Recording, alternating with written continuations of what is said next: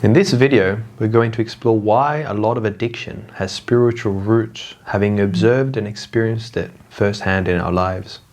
We're not going to explore how to overcome addiction in this video, but we do want to explore the meat and bones of what's underneath it. So keep watching, especially if this is something that you're struggling with.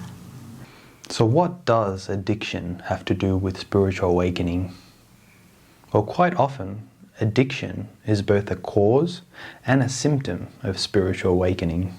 And addiction is a cause of spiritual awakening because for many of us it puts us into a crisis, and that crisis, which makes us feel powerless and trapped, causes us to seek for something greater than ourselves.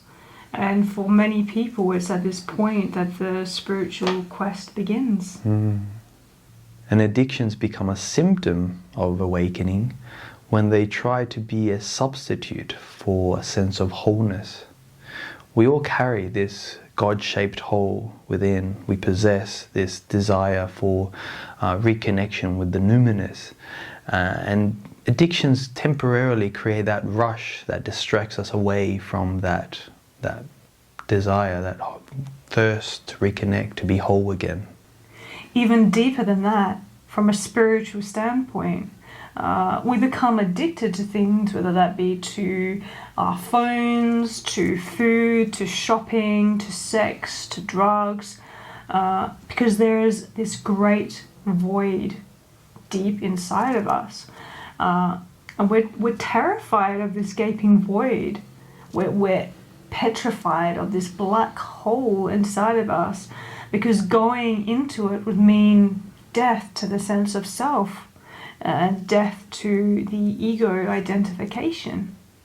And so to avoid that fear of egocentric death, which is actually at the core of spiritual awakening itself, we numb ourselves. And that black hole inside of us might also contain emotions and traumas that we don't know how to process. And so to avoid facing these painful truths, we find some kind of substitute for that wholeness that we've lost. If you look at our culture, we're a world full of addicts.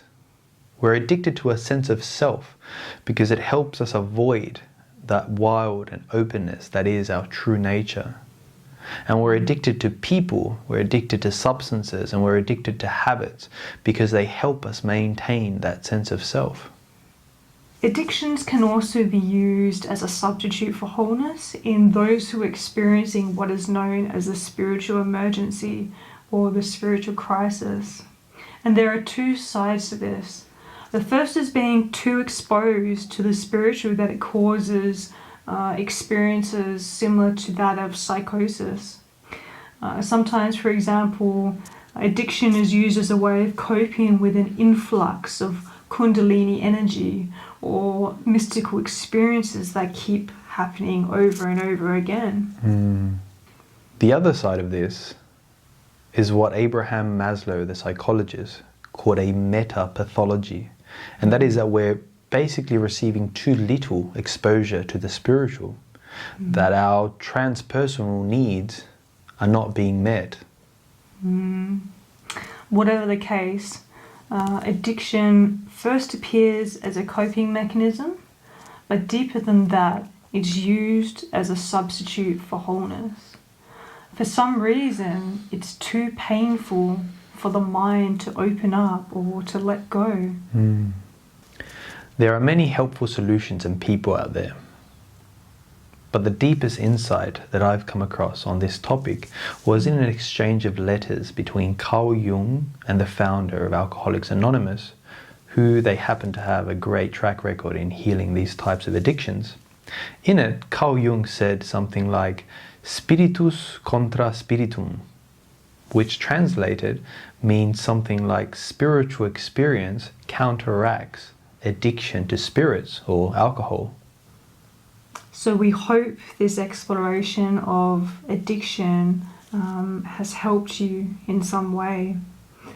In the end, addiction is both a symptom and a cause of spiritual awakening, meaning that it can be a blockage, it can be an opportunity, it can be a coping mechanism, and it can be a misdirected attempt to find that sense of wholeness again. Yeah. To close, we'll leave you with a passage written by Carl Jung to Bill Wilson, the co-founder of Alcoholics Anonymous. The craving for alcohol, or any addiction, is the equivalent on a low level of the spiritual thirst of our being for wholeness, expressed in a medieval language, the union with God.